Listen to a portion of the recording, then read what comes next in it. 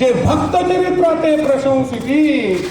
माझे भक्त तर मला आवडतातच आवडतात, परंतु माझ्या भक्ताचे जे भक्त आहेत ते मला प्राणापेक्षा अशा प्रकारची प्रिय आहेत. विठाला विठाला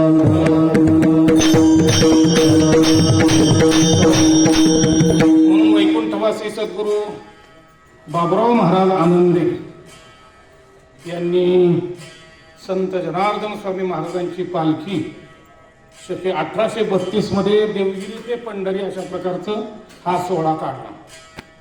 त्याच्या अगोदर ते जनार्दन स्वामी महाराजांच्या पादुका गळ्यात गुंतवायचे, गळ्यात घ्यायचे आणि पंढरपूरला जायचे. जसं हैबतराव बाबा ज्ञानोबरांच्या पादुका गळ्यात घ्यायचे आणि महिन्याची वारी पंढरपूरची करायची, तसे बाबुराव बाबा दौलताबादहून औरंगाबाद संभाजीनगरहून निघायचे, पादुका गळ्यात गुंतवायचे आणि प्रत्येक महिन्याची वारी पंढरपूरला करायची. नंतर मग त्यांनी हा जनार्दन स्वामी महाराजांचा पालखी सोहळा अशा प्रकारचा काढला. फार अडीअडचणी त्यांना अशा प्रकारच्या त्या काळामध्ये आल्या. अडीअडचणीवर संकटावर मात करून त्यांनी हा पालखी सोहळा काढला.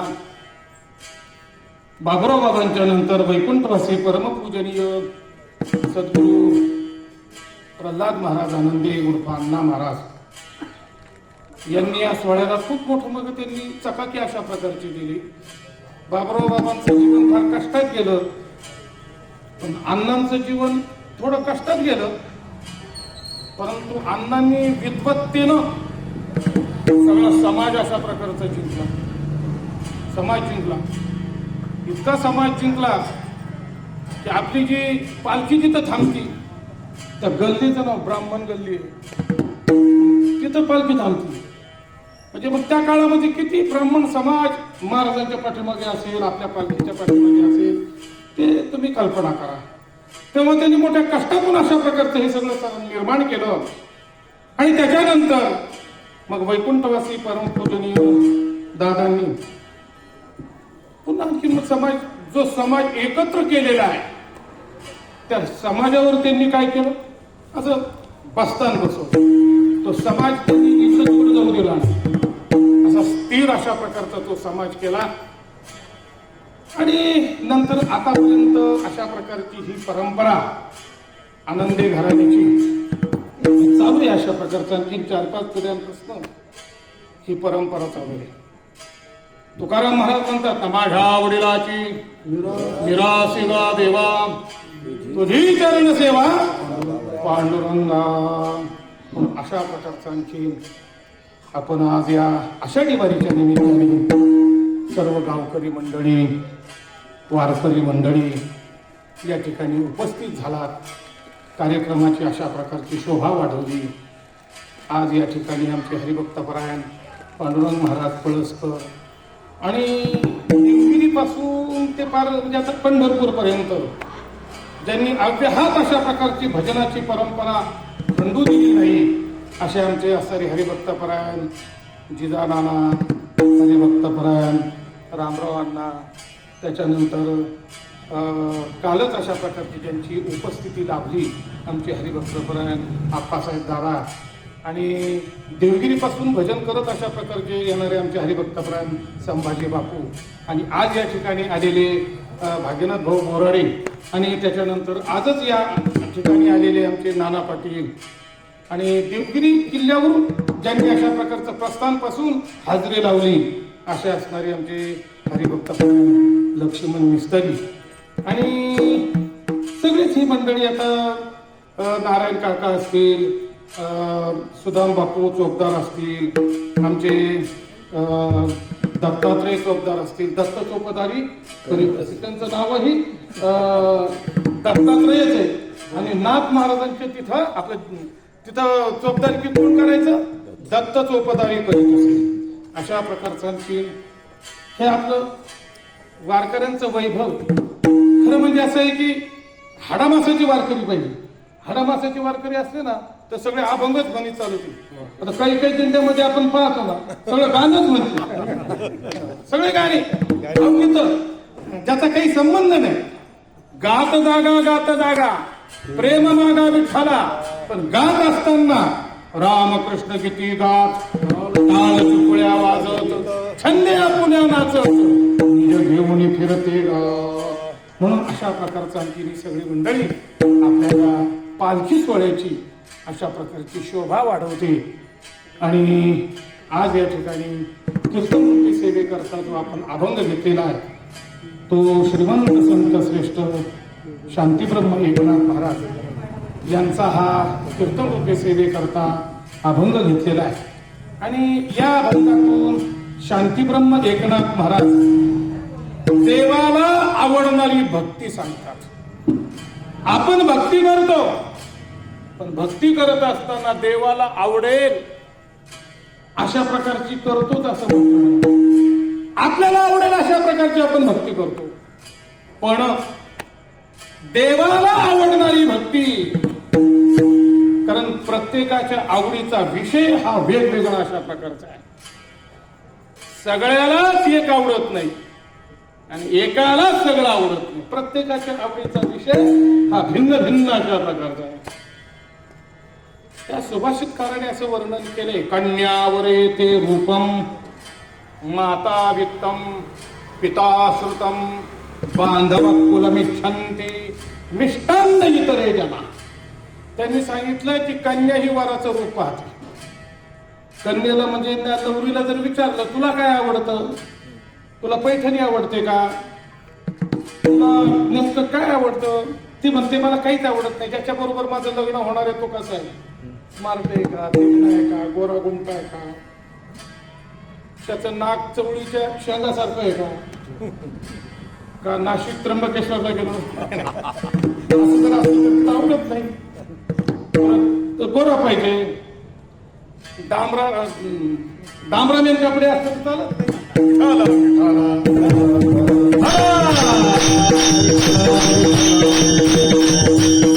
कन्यावर आहे ते रूपम. आईला जर विचारलं बरं माहिती तुम्हाला काय आवडतं, ती म्हणते त्याचे तो पैसे किती आहे, त्या बँकेत किती आहे, त्या बँकेत किती आहे, दुसऱ्या बँकेत किती आहे, दुसऱ्या देशात त्या बँकेत किती आहे. माता वित्तम, ती म्हणते श्रीमंत पाहिजे, गडगंज इस्टेट अशा प्रकारची पाहिजे. माता वित्तम, आईला ते आवडतं, पैसा आवडतो. ती म्हणते नवरदेव कसा कसा पैशावाला पाहिजे, श्रीमंत पाहिजे, बंगले पाहिजे, गाड्या पाहिजे. माता वित्तम. ते वर बापाला जर विचारलं की तुम्हाला कसं काय जावई बापू कसे पाहिजे, ते म्हणते शिकलेला पाहिजे, सईच्या दिशेने अंगठा नको.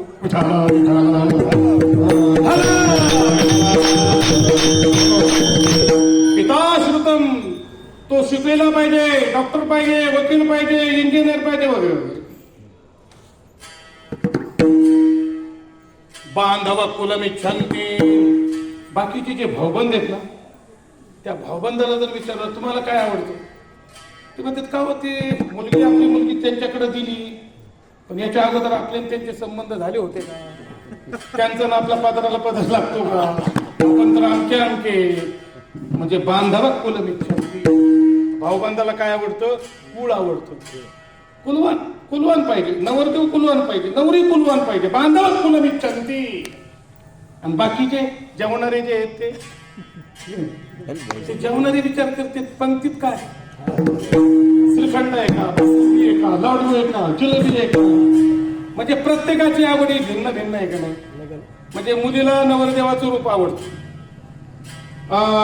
त्या नवरीच्या आईला मुलाचा पैसा आवडतो, तर त्या मुलीच्या वडिलांना मुलाचं ज्ञान आवडतं, भाऊबंदाला त्याचं कुळ आवडतं.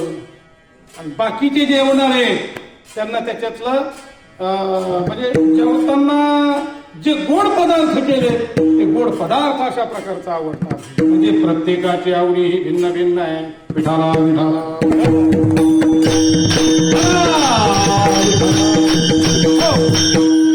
तसं शिष्य म्हटला की ते शिष्याला गुरु आवडावा, भक्त म्हटला की त्या भक्ताला देव आवडावा, आणि पतिव्रता म्हटल्यानंतर त्या पतिव्रतेला पती आवडावा. तुकाराम महाराजांचं एक प्रमाण आहे. तुकाराम महाराज म्हणतात की पत्नी ही सतत पतीचं ध्यान करत असते, ध्यानात मनात अशा प्रकारचा तिचा पतीच असतो. भावे पती धानी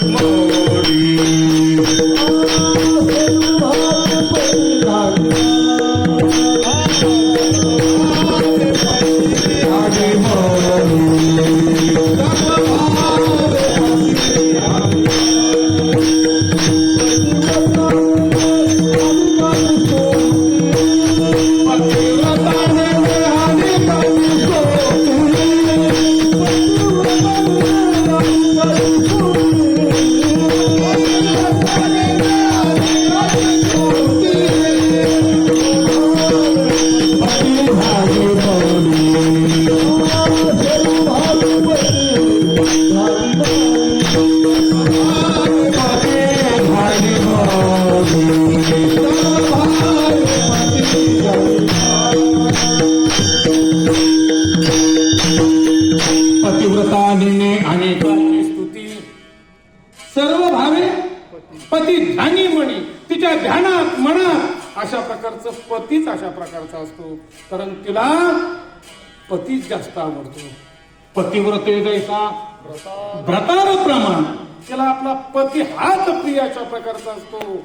ती पती सोडून देवाला किंमत देत नाही, तर बाकीच्याला काही किंमत देणार आहे. हे तिन्ही देव अशा प्रकारच्या आणखी गोसावी होऊन अनुसया मातेच्या दरवाजाजवळ आली आणि म्हणू लागले, ओम भगवती भिक्षांदे. माते आम्हाला भिक्षा वाढ. भिक्षा वाढ म्हटल्यानंतर अनुसया माता अत्रि ऋषीची सेवा करत होत्या. घेऊन आल्या काय असेल ते, त्यांना धान्य वगैरे काय ते द्यायचं ते. त्यांनी सांगितलं, माते आम्ही धान्य घेत नाही. मग काय पैसे पाहिजे का? पैसे घेत नाही. मग आमची अशी इच्छा आहे, इच्छा भोजन पाहिजे. ते भोजन कसं पाहिजे? तू विवस्त्र व्हायचं आणि मग आम्हाला भोजन द्यायचं. ती म्हटली, असं का? म्हणजे मी विवस्त्र व्हायचं आणि तुम्हाला भोजन द्यायचं. ठीक. मग तिनं काय केलं? आपल्या पतीचं तीर्थ होतं, ते तीर्थ फुलपात्रात घेतलं आणि आली त्यांच्याकडे. हातात घेतलं आणि त्यांच्या देवाच्या अंगावर शिंपडलं.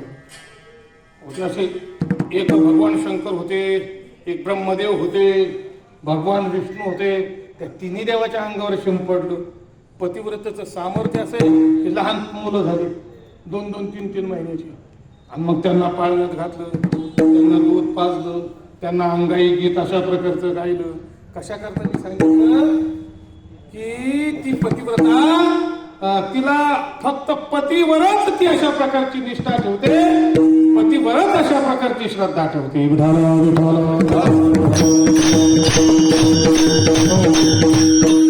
जसं पतिव्रतेला पती आवडतो तसं शिष्याला गुरु आवडावा. इतका गुरु आवडावा, इतका गुरु आवडावा, गुरुशिवाय त्याला दुसरं काही आवडूच. नाथ महाराजांना जनार्दन स्वामी महाराज इतके आवडायचे, इतके आवडायचे की सकाळी लवकर उठायचे. स्वामीजी उठण्याच्या अगोदरच ते उठायचे. स्वामीजी 4 वाजता उठायचे तर ते 3 वाजता उठायचे. आणि जिथं स्वामीजींना बहिर्देशाला जायचं त्यावेळेस संडासची काही सोय नव्हती. किल्ल्याचं पटांगण मोकळं व्हायचं. मग जिकडं ते प्रातर्विधीसाठी जाणार त्या अगोदर जागा झाडून झोडून स्वच्छ करणार आणि नंतर मग स्वामीजींना सांगणार, स्वामीजी मी ती तिकडं जागा स्वच्छ केलेली, तिथं तुम्ही बहिर्देशाला जा. किती सेवा येईल.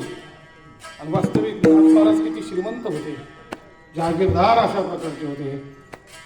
पण महाराज देवाची प्राप्ती जर करून घ्यायची असेल तर त्याला गुरुकडेच जावं लागतं आणि गुरुची शरणागती करावी लागते. संता विन प्राप्ती नाही, ऐसे वेद देती वाहे. तसं शिष्याला गुरु आवडतो तसं भक्ताला देव आवडला पाहिजे. किती देव आवडला पाहिजे, किती देव आवडला पाहिजे. सर्व भावे उभ्या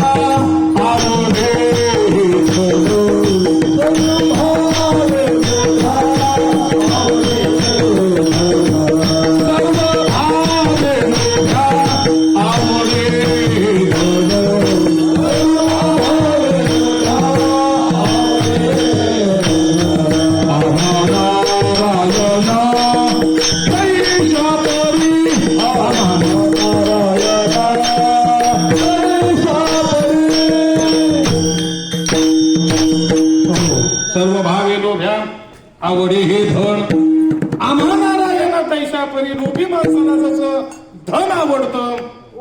किती धन आवडतं? अहो धना करता माणसं प्राण अशा प्रकारचं देतात. तुका म्हणे धनासाठी ती प्राण. काही काही माणसं मी अगोदर दुपारच्या प्रवचनात सांगितलं, थोडासा सांगितलं तुम्हाला नमुना. मक्खी ज्यूस की तुपात जर माशी पडली तर ती माशी पिळून बाहेर टाकणार आहे. जसं त्याला धन अशा प्रकारचं आवडतो, त्या धनाकरता तो प्राण अशा प्रकारचा देतो, तसं भक्त त्यालाच म्हटलं जातं की तो भक्त देवाकरता प्राण देतो. तुका माने बाळी, तुका माने बाळी,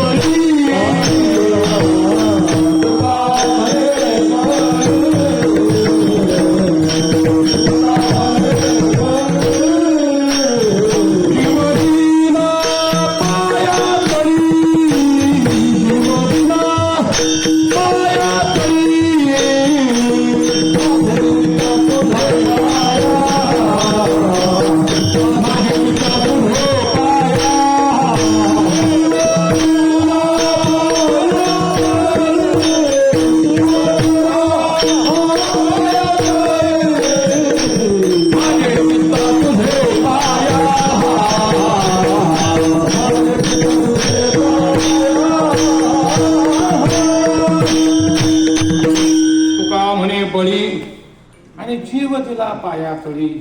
त्या बळीराजाने वामन अवतार भगवान परमात्म्याने धारण केला, भगवान विष्णूने, आणि त्रिपाद भूमी मागितली. आणि त्रिपाद भूमी मागत असताना त्या बळीराजाचे गुरु होते शुक्राचार्य.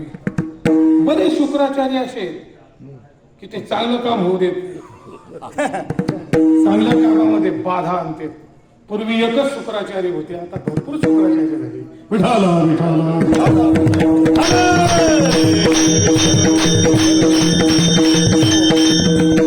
आता ते शुक्राचार्य त्यांनी कानात येऊन बळीच्या कानात सांगितलं, बळी तू किती बावळ माणूस आहे. म्हणजे काय झालं?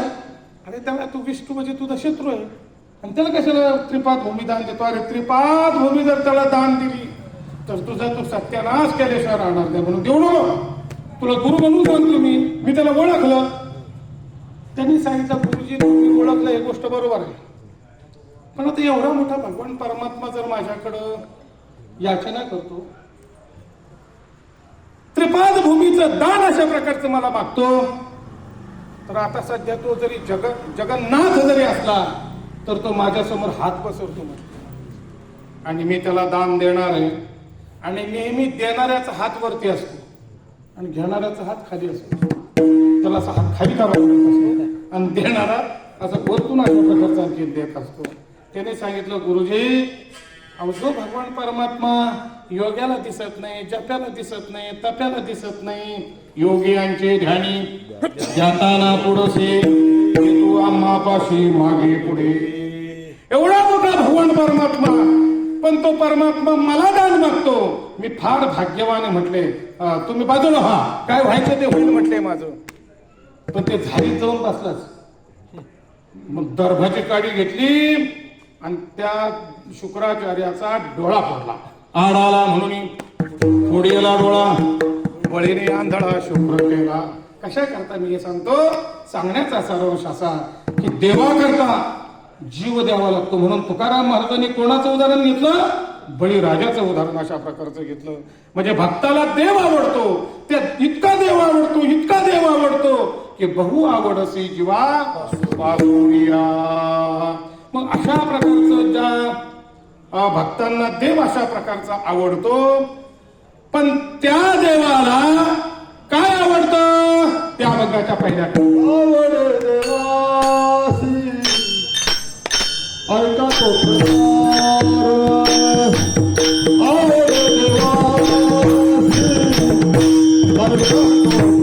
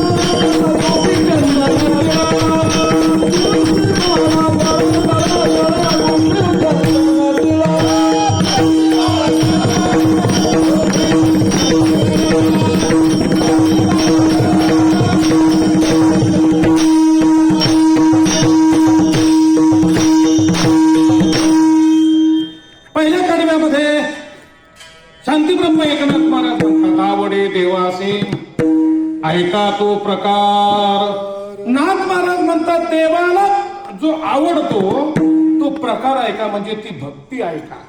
कोणती भक्ती. नाथ महाराज म्हणतात त्याला नामस्मरण करणारा जास्त आवडतो, नामधारक जास्त आवडतो. जे नामस्मरण करतात ना भगवान परमात्मा त्याच्यावर फार प्रेम करतात. गीतेमध्ये भगवान परमात्म्याने अर्जुनाला साधूचं महात्म्य सांगितलं. महात्मा नसतो मानतात. त्या साधूची कथा सांगत असताना, त्या साधूचं वर्णन करत असताना नाथ महाराज ज्ञानोबा सांगतात, हे अर्जुना, मी जर हरपलो आणि मला जर पाहायचं जर असेल तर मी त्याच ठिकाणी जेथ नाम घोष करवा करीती माझा.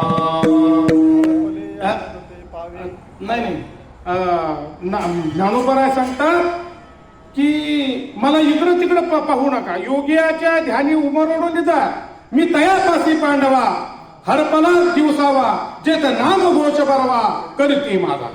तिथं माझा नामघोष अशा प्रकारचा चालू आहे. पण नामघोष नुसता चालू नाही, आपणही नामघोष करतो. त्या नामघोषाला काही अर्थ नाही. तिथं ज्ञानोबाराने एक कडवं घातलं बा, एक शब्द घातला बरवा. बरवा या शब्दाचा अर्थ काय. देवा करताच देवाचं नामस्मरण करणार, त्याला बरवा शब्द वापरा. देवा करताच देवाचं नामस्मरण. आपण देवाचं नामस्मरण करतो पण आपला हेतू वेगवेगळे आहे. कायला वाटतं बा आपण कीर्तनात येऊन जर देवाचं नामस्मरण केलं तर मोबाईल मध्ये आपला फोटो येईल, सगळ्या लोकांना म्हणजे तोही महिन्यात येऊन देवाचंच नाव घेतो. पण हेतू काय त्याचा, आपला फोटो आला पाहिजे. काही लोकांना वाटतं महाराजांनी आपलं नाव घेतलं पाहिजे बाबा, आपण एवढं मोठं केलं महाराजांनी नाव घेतलं. आपलं मोठेपणा म्हणजे काही माणसं मोठेपणा करता, काही माणसं स्वतः मोठेपणा करता, काही माणसं पैसा करता. अशा वेगवेगळ्या अनुषंगाने भगवान परमात्म्याचं नामस्मरण करतात. पण ज्ञानोबारायांनी बरवा शब्द असा वापरला की हे अर्जुना, माझ्या करताच माझी भक्ती करणारे, देवा करताच देवाची अशा प्रकारची भक्ती करणारे त्याला बरवा शब्द वापरतात. आणि असे जे असणारे महात्मे, बरवे महात्मे, देवा करताच देवाचं नामस्मरण करणारे मी त्यांच्या जवळ आहे. विठ्ठल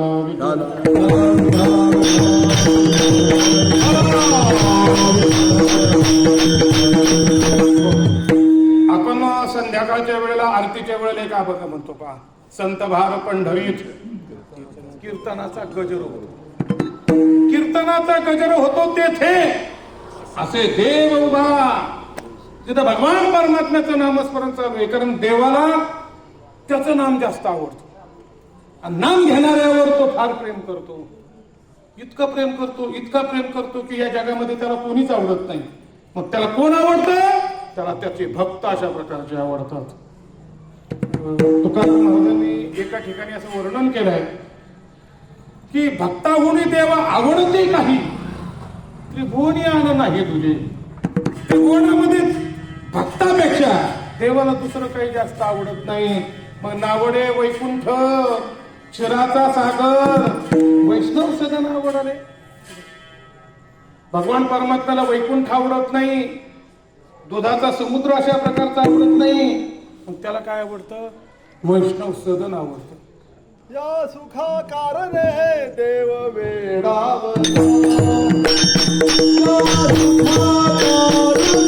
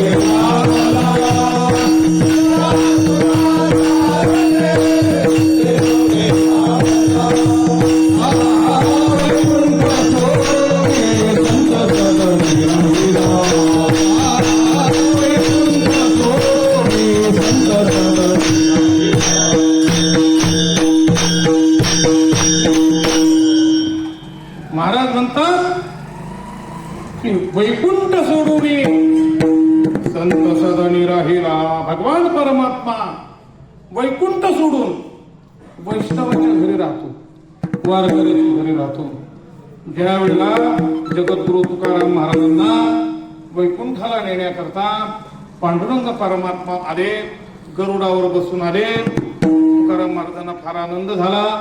तुकाराम महाराजांनी लोकांना सांगितलं, चला पहिलं आले हरी, शंखचक्र करी, दिंडी काढली आणि भगवान पांडुरंग परमात्म्याला देहू गावामध्ये आणलं. आणल्यानंतर मग आता तुकाराम महाराजांच्या घरी काय 18 विश्व दारिद्र्य. पाहुणे घराशी मागे आले ऋषिकेशी, काय करू उपचार तो झोपडी. त्या झोपडीमध्ये भगवान परमात्मा आले, पाहुणे म्हणून आले. पाहुणे घराशी. आता कोण पाहुणा आहे? देवरूपी पाहुणा आहे, देव पाहुणा आहे. आणि कोणाच्या घरी आला? भक्ताच्या घरी आला. हे बघा, देव हा भक्ताच्या घरी जातो किंवा भक्त हा देवाच्या घरी पाहुणा म्हणून येतो. सहज ब्रह्मरसाचे फारणे केले अर्जुना लागी नारायणे, की तेच अवसरी पाहुणे पाहतो आम्ही. हा भक्त पाहुणा आहे आणि तो कुठं गेला? देवाच्या घरी गेला. आणि हा देवरूपी पाहुणा कुणाच्या घरी आला? जगद्गुरु तुकाराम महाराजांच्या घरी आला. घरी आल्यानंतर मग आता तुकाराम महाराजांनी विचार केला, आता काय करू, काय करू उपचार काय करायचे? आता ज्या घरात आपण थांबलोय, जे घर झोपडी, ते जर्जर अशा प्रकारची झालेली, मोडकळीस अशा प्रकारची आलेली. मग आता देवाला बसवायचं कुठं? मग बाग होती, त्या बाजेवर वाकळ टाकली, वाकळीवर भगवान परमात्मा बसले. आता भगवान परमात्म्याला काय उपचार करायचे? मग तुकाराम महाराजांनी आपल्या पत्नीला म्हणजे आई साहेबाला आवलीला सांगितलं, अरे अगं भगवान पांडुरंग परमात्मा आपल्या घरी पाहुणे म्हणून आले, मग आता उपचार काहीतरी करायला पाहिजे ना, जेवण करायला पाहिजे ना भगवान परमात्म्याला, काहीतरी कर म्हटले. आता आई साहेब म्हटल्या, महाराज आता काय करणार? म्हटले काहीच नाही ना आपल्या घरी, बघ काहीतरी. मग ज्वारी होती, ती ज्वारी भरडली आणि भरडल्यानंतर तिच्या कण्या तयार केल्या, दरदरी तपाण्या, माझीराम घेतल्या कण्या. कण्या कमी कण्या होत्या पावशर आणि पाणी होतं 5 लिटर. आता त्या 5 लिटर पाण्यामध्ये कण्याची युतीच झालेली, मिक्स झाली असती, फार पातळ झाल्या. आणि ज्या वेळेला भगवान परमात्मा जेवायला बसले, पत्रवळी वाढली आणि त्या कण्या टाकायला सुरुवात केली. ते कण्या कशाच्या राहतात तिथं? कण्या, काही कण्या अशा असतात, जय कण्या, जय जय कण्या, जय जय जय कण्या. काही कण्या अशा आंधळ्या असतात. आंधळ्या माणसाला जर बसलं ना तर तो फार हातपाय पसरून नाही बसत, त्याला दिसत नाही पुढचं काय असतं ते, तसं एका जागीच बसतो आंधळा. तसं काही कण्या अशा असतात जितक्या घट्ट असतात ना, त्या ह्या पत्रावळीवर वाढल्या की तिथल्या तिथंच थांबतात, त्याला जय कण्या म्हणतात. आणि काही कण्या अशा थोड्या पातळ असतात, जय जय कण्या. जय जय कण्या म्हणजे पत्रवळी वाढल्यानंतर सगळी पत्रवळी अशा प्रकारची व्यापल्या जाते, पातळ असतात. त्या सप्ताहातली पंगत होती आणि एका माणसानं वरण केलं होतं, आमंत्रण होतं गावातल्या लोकांना. आता ते वडील निघले, ते वडिलाबरोबर ते मुलगे म्हटलं, बाबा मला यायचं जेवायला. ते बसलं, पत्रवाळी वाढली आणि त्याच्यात ते वरण वाढलं. आता वरण वाढल्यानंतर त्या मुलानं त्या वरणाकडे पाहिल्यानंतर त्याचं प्रतिबिंब त्या वर्णात पडायला लागलं. कसं मग तो आपल्या वडिलाला म्हणायला लागला, बाबा बाप, म्हणजे ते चित्र दिसायचं ना त्याला, म्हणून ते म्हणायचं बाबा बा. ते बाबा म्हणायचे बाळ नाही, ती डाळ आहे.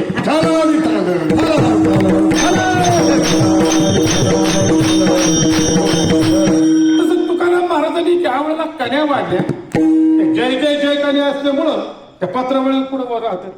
इथं वाढलं तर फार तिकडं ते चाललंय त्याचं ते. मग भगवान परमात्मा चतुर्भुत झाले. 3 हाताने काड्या पत्रावळी आवरली आणि तुकाराम महाराजांना म्हणू लागले, महाराज तुम्ही आमचे गुलाम आहेत. गुलाम म्हणजे तुम्ही आमचे भक्त आहेत, तुम्ही आमचे सेवक आहेत. आम्ही जसं सांगितलं तसं तुम्ही वागता. पण तुमच्या कान्या इतक्या चपळ आहेत, इतक्या चपळ आहेत की त्या माझंही ऐकायला तयार नाही.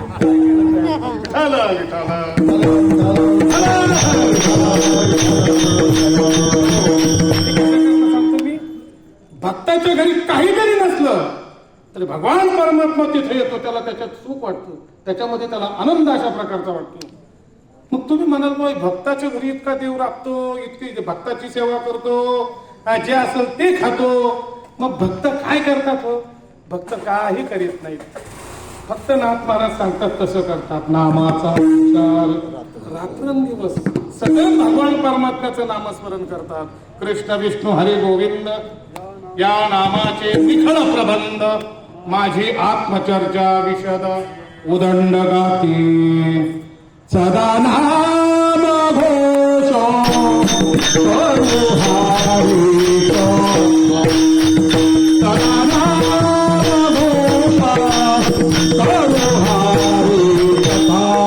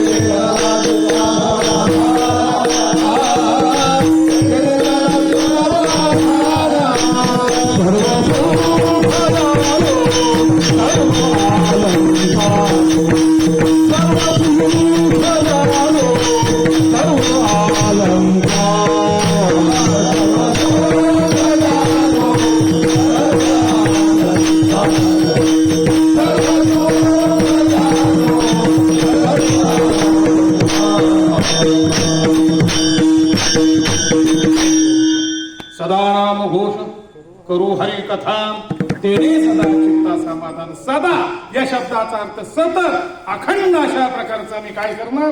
भगवान परमात्म्याचं नामस्मरण करणार. कशा करता नामस्मरण करणार? ते नामस्मरण देवाला आवडतं म्हणून अशा प्रकारचं करणार. म्हणून नाथ महाराज म्हणतात, आवडे देवासे ऐका तो प्रकार, नामाचा उच्चार रात्रंदिवस. आता नामाचा उच्चार रात्रंदिवस हा प्रकार, ही भक्ती, ही उपासना, ही साधना देवाला आवडते.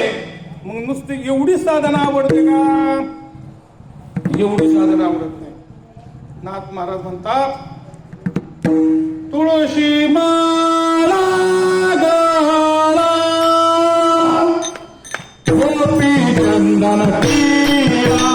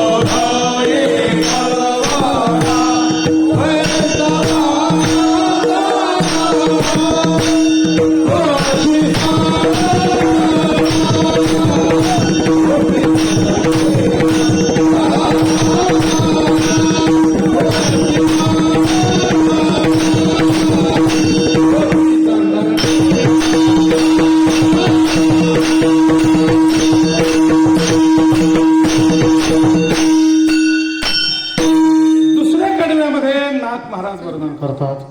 ऐका म्हणजे आणखीन प्रकार. हा पहिला प्रकार सांगितला, नामाचा उच्चार रात्रंदिवस, हा पहिला प्रकार आहे. दुसरा प्रकार तुळशी माळा गळा, हा दुसरा प्रकार आहे. तुळशी माळा ही देवाला फार आवडते.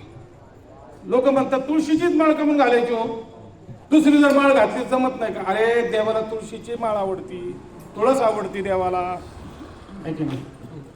सुंदर ते ध्यान तुळशी हार गाळा आणि काशी पितांबर.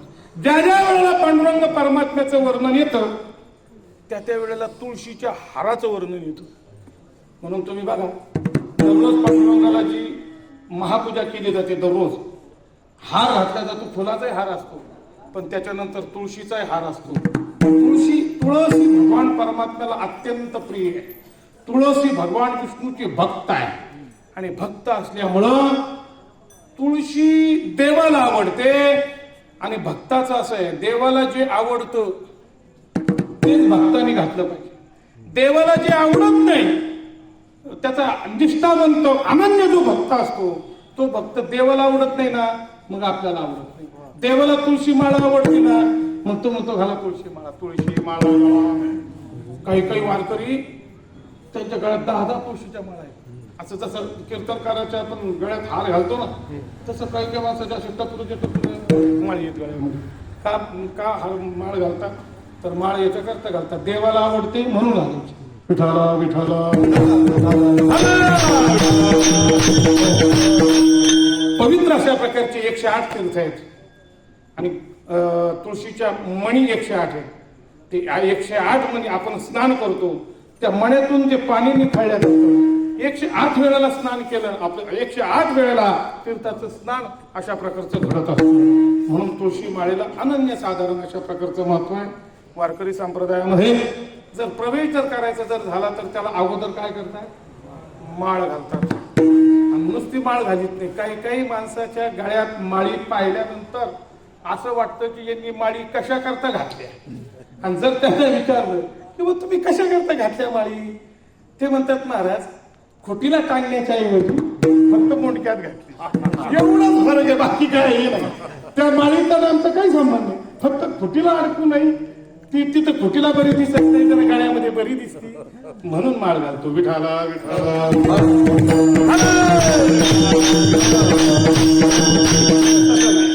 जो तुळशीची माळ घालतो त्याने एकादशी करायला पाहिजे, एकादशी व्रत पाहिजे. आणि वारकरी म्हटल्यानंतर मग त्यांनी पंढरपूरची वारी केली पाहिजे. कमीत कमी 4 वाऱ्या आहेत. तसं तर महिन्याची करायला पाहिजे, पण महिन्याची जमत नाही, मग कमीत कमी 4 वाऱ्या करायला पाहिजे. 4 कोणती? आषाढी, कार्तिकी, माघ आणि चैत्री. आता 4 वाऱ्या सांगितलेल्या मुख्य. नाही 4 वाऱ्या जमत तर कमीत कमी 2 कर.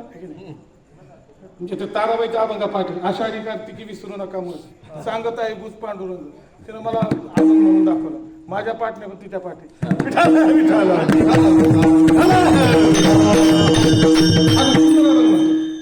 त्याच्यामध्ये त्यांनी सांगितलं की कमीत कमी पांडुरंग परमात्माच म्हणतात 12 महिने तुम्ही घरी राहा, पण आषाढी कार्तिकी विसरू नका मग सांगत आहे भूज पांडुरंग.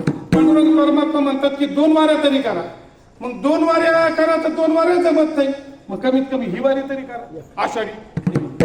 कमीत कमी वारकरी जाऊ द्या, कंबर बांधणारी. आता कंबर बांधणारी किती आता सगळेच कंबर बांधणारे चालले पंढरपूरला. अर्धे अधिक नाही 75% घरीच असतील. काही दहावीचे कीर्तन करीत असतील, काही मौतीला जात असतील, काही वर्ष श्राद्धाची करीत नसतील. इकडे येतच नाही ते. फक्त पंढरीशी जा रे ते घरी विठाला विठाला. खरं म्हणजे असं, ज्या वेळेला तुम्ही तारखा द्यायला जाताना महाराजाला त्याला त्यावेळेस विचारायचं की तुम्ही पंढरपूरला कोणत्या महाराजाच्या पालखीत किंवा दिंडीत जा. पंढरपूरला जाता का आषाढी वारीला? का इकडे वड्यातच राहतात? वड्यात जर आषाढी वारीला राहतात तर तो काय लोकांना सांगतो, आणि लोकांना तरी काय परिणाम होईल? हे की नळी फुंकीने सोनारे निकडून तिकडे गेले वारी विठाला विठाला. सांगतो मी, सांगण्याचा सर्वांच्या असा की अशा प्रकारचा आणखी देवाला काय आवडतं? तुळशीमाळा आवडते. तुळशीमाळा, गळा, आणि परत गोपीचंदन टिळा, गोपीचंदनाचा टिळा, ऊर्ध्वपुंड्र भाळ, कंठी शोभे माळ, आणि कापीचे कणिका तयार आहे. त्याला वारकरी अशा प्रकारे म्हणतात. तुकाराम महाराज म्हणतात तुळशीमाळा, गळा, गोपीचंदन टिळा, आणि पुन्हा एक सांगितलं हृदयी कळवळा वैष्णवांचा. हृदयी कळवळा वैष्णवांचा सांगायचा आणि आपली कीर्तनाची सांगता करायची. विठोबार तुम्हाला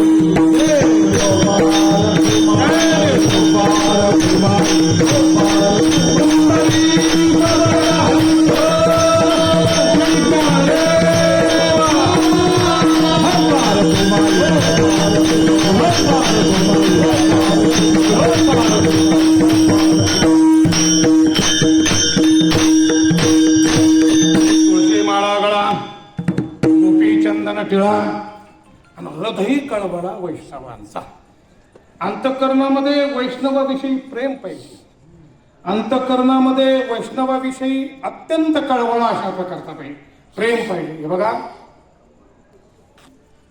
ज्या वेळेला ज्ञानोबाराय, नामदेव महाराज, गोरोबा काका, सावकार महाराज ही सगळी मंडळी काशीला गेली. तसं तर त्यांनी चारीधाम यात्रा करायला सुरुवात केली.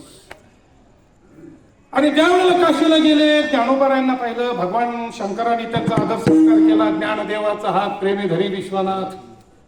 गंगेमध्ये गेले, गंगा मातेला नमस्कार अशा प्रकारचा केला. नामा म्हणे सोडाबाई ज्ञानदेव सर्वा ठाई. आणि हे सगळं काशीतल्या लोकांना कळालं की पंढरपूरचे वारकरी दिंडी घेऊन एक प्रकारचं काशी विश्वनाथाला गंगेमध्ये स्नान करण्याकरता आलेले आहेत. आणि तिथं कबीर महाराज होते. कबीर महाराजही आले आणि कबीर महाराजांनी ज्ञानोबारायांना विनंती केली, माऊली तुम्ही सगळेजण काशीला आलात, परत कशाला येता? अशी संधी मला कधी सापडणार नाही. तर एक काम करा, काय माझ्या घरी जेवायला या, भोजनाला या. ज्ञानोबाराने नामदेव महाराजाला सांगितलं, महाराज कबीर महाराजांचं आमंत्रण आहे जेवायला, चला म्हटले. माऊलीने सांगितलं, कबीर महाराज जावा म्हटले घरी, सांगा तयारी करा, आम्ही आला. लगेच ज्ञानोबा तुकाराम, ज्ञानोबा तुकाराम, रामकृष्ण आली. लगेच दिंडी अशा प्रकारची आणखी कुठे गेली? कबीर महाराजांच्या घरी गेली.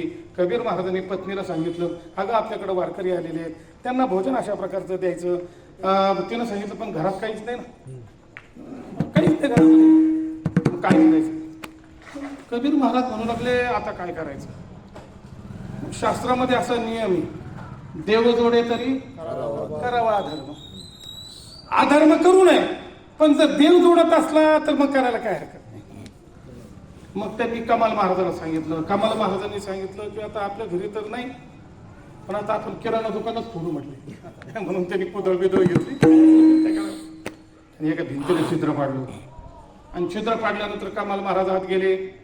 त्यांनी जेवढं वारकऱ्याला साहित्य पाहिजे होतं तेवढं घेतलं, डाळ वगैरे काय असेल ते.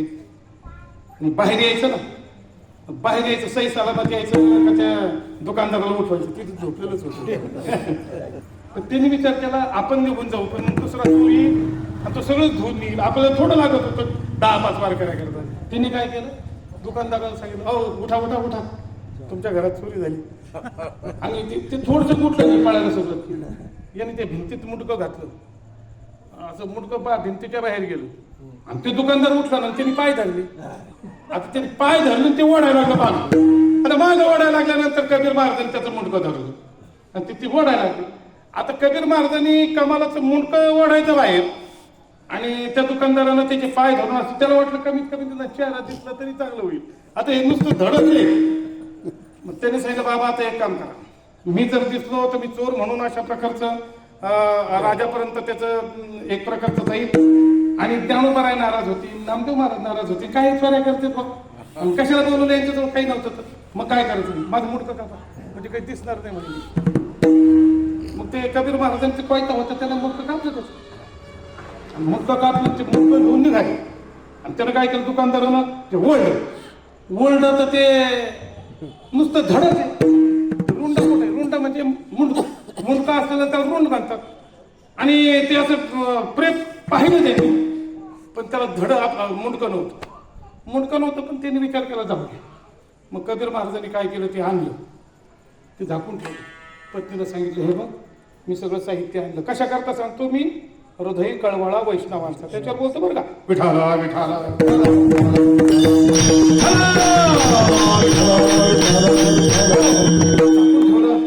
कबीर महाराजांच्या पत्नीला फार वाईट वाटलं मुलगा गेल्याचं. किंबहुना धनुधरा जो मातेचे आहे उदरा, तो मातेचा सोयरा तुला फार. पण तिनं विचार केला, माऊलीला दुःख होईल, नामदेव महाराजांना दुःख होईल, गोरोबा काकांना दुःख होईल, सावदा महाराजांना दुःख होईल, म्हणून काहीच बोलायचं नाही. त्यांनी स्वयंपाक केला. स्वयंपाकाला वारकरी जेवायला बसले. माऊलीने सांगितलं, कबीर महाराज कमाल दिसत नाही हो म्हटले. कमाल कुठे गेला, त्याला बोलव. त्यांनी सांगितलं, महाराज तू खेळायला गेला म्हटलं. काय तुम्ही त्याचं एवढं मनावर घेऊ नका, जेवण करा. आता जेवण केलं. तेवढ्यामध्ये त्या दुकानदाराने राजाला सांगितलं की बाबा चोर सापडला, पण त्याचं मुंडकं नाही. त्याने तर माझ्या सामान अशा प्रकारचं चोरलं. मग त्या राजाने मागचा पुढचा काहीच विचार केला. त्याला म्हणले 16वर द्या. अहो पण मुंडकं नाही ना, नका का नसं म्हटले, जे आहे ते 16वर द्या. मग तो 16 अशा प्रकारचा उभा केला आणि त्याला 16वर अशा प्रकारचं चढवलं. आणि मग हे माऊली रात्रभर मुक्कामाला राहिले. दुसऱ्या दिवशी आपलं रामकृष्ण हरी भजन करत करत अशा प्रकारचं चालल्यानंतर ते त्यांना ते दिसलं 16वर कमाल महाराज. पण मुटकं नसल्यामुळं ओळखू येत नव्हतं. पण ज्या वेळेला ज्ञानोबाराय चालले, ज्या वेळेला नामदेव महाराज चालले, त्यावेळेस त्या प्रेतानं काय केलं, असे हात जोडले. महाराज या म्हटले. आता माऊली विचार करतात की अरे याला मुटकं नाही, पण ज्या अर्थी तो आपल्याला हात जोडतो त्या साधा महात्मा नाही, हा फार मोठा महात्मा असला पाहिजे. कबीर महाराजाला सांगितलं, का हो कबीर महाराज, कमाल दिसे ना, कालपासून आहे म्हणतो कमाल कुठे आहे, कमाल कुठे आहे, तर तुम्ही काही सांगायला तयार नाही. हे प्रेत कोणाचं आहे म्हटलं, हात जोडतो. ज्या अर्थी तो हात जोडतो त्या अर्थी तो वैष्णव आहे. काढा म्हणजे खाली काढ. मग कबीर महाराज म्हटले, महाराज तो कमाल आहे. अरे म्हटले कमाल, आणि मग त्याचं मुंडकं कुठे आहे, हाय म्हटले माझ्याकडे, आला म्हटले. मग कबीर महाराजांनी अशा प्रकारचं ते मुंडकं घेतलं. ते जोडल्याबरोबर ते पुढे त्याच्यामध्ये प्राण आला. मी दृष्टांत कशा करता सांगितला, हृदय कळवळा वैष्णवांचा. तुकाराम महाराज सुद्धा म्हणतात की देवा मला अशा प्रकारची संगती दे की तुझे पाय ज्यांनी एक प्रकारच्या आपल्या चित्तामध्ये धारण केले, अशांची मला संगती दे. देव वसो कीर्ती, देव वसे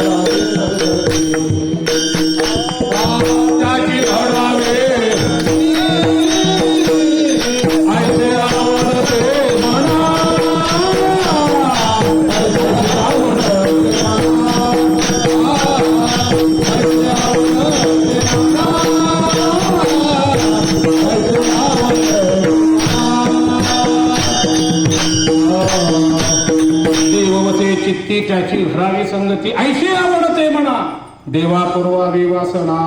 म्हणून नाथ महाराज म्हणतात तुळशी माळा गळा गोपी चंदन टिळा हृदय कळवळा वैष्णवांचा. आषाढी कार्तिकी पंढरीची वारी साधन निर्धारी अंग नाही. आणि नाथ महाराज शेवटच्या कडव्या सांगतात की असा ज्याचा नियम आहे तो देवाला सुद्धा पूज्य आहे, तो देवाला सुद्धा श्रेष्ठ अशा प्रकारचा आहे. हे शेवटच्या कडव्या सांगतात. एका जण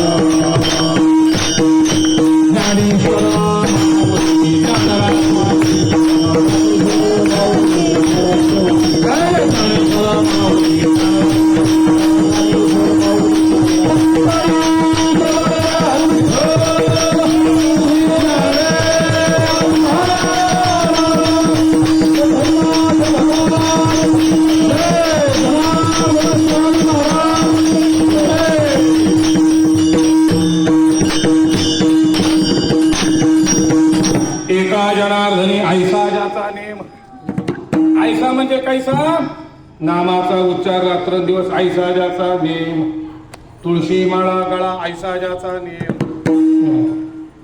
गोपी चंदन टिळा ऐसा ज्याचा नेम. आषाढी कार्तिकी पंढरीची वारी ऐसा ज्याचा नेम. हृदय कळवळा ऐसा ज्याचा नेम. असा ज्याचा नेम आहे नाथ महाराज म्हणतात तो देवा परम पूज्य जगी भगवान परमात्मा त्याला श्रेष्ठ अशा प्रकारचा मानतात. भगवान परमात्मा त्याच्यावर प्रेम अशा प्रकारचं करतात. म्हणून आपण सुद्धा एकमेकावर प्रेम केलं पाहिजे. हृदय कळवळा वैष्णवांचा. नाहीतर आमच्या सालामध्ये आम्हीच हे की नाही, तुमच्या सालामध्ये आम्हीच बालक लोक आहेत. विठाला विठाला आपल्या साधू संतांनी काय सांगितलं, यारे यारे लहान या ते भलते नारी नर करावा विचार नलगे चिंता कोणाची. अशी वृत्ती आहे ना ही अशी बेकार वृत्ती. अशा वृत्तीच्या माणसाजवळ देव स्वप्नातही राहत नाही, जागृतीत तर राहतच नाही, पण स्वप्नात तर राहत नाही. असे माणसं परमार्थाला घातात. अशा माणसापासून स्वतः आग डुबे आणि यजमान बोले की मी डुबे. विठाला विठाला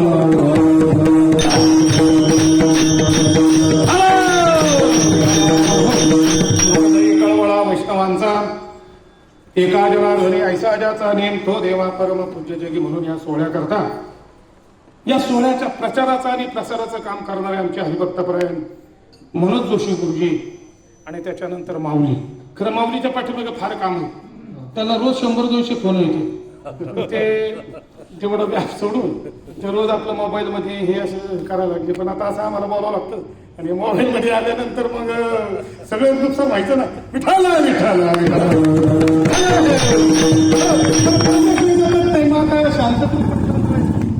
शांत शांत करत बसले. असं जाऊ आपला विषय नाही. सांगण्याचा सर्वश असा एका जनार्दनी ऐसा ज्याचा नेम तो देवा परम पूज्य योगी झालेली कीर्तनरूपी सेवा सद्गुरू जनार्दन स्वामी महाराजांच्या चरणी अर्पण करून आपण या कीर्तनरूपी सेवेला याच ठिकाणी पूर्ण विराम देऊ. सगळ्यांनी आता भजन करा. तुकाराम तुकाराम तुकाराम तुकाराम तुकाराम तुकाराम तुकाराम तुकाराम तुकाराम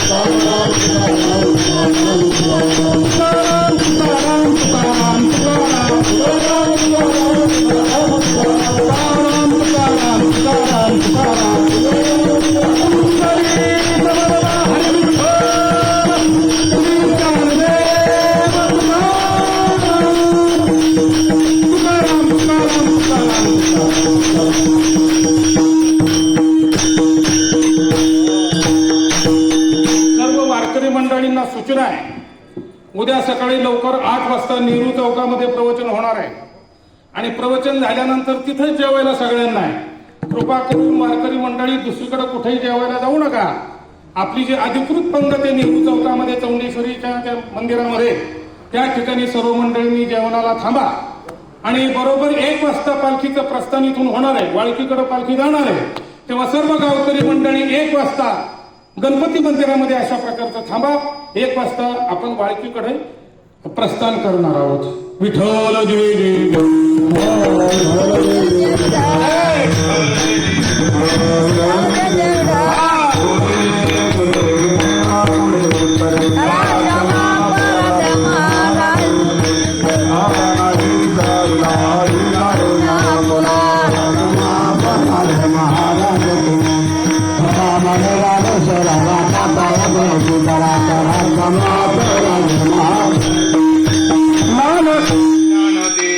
तुकाराम नामदेव तुकाराम तुकाराम नामदेव तुकाराम साधे समाधान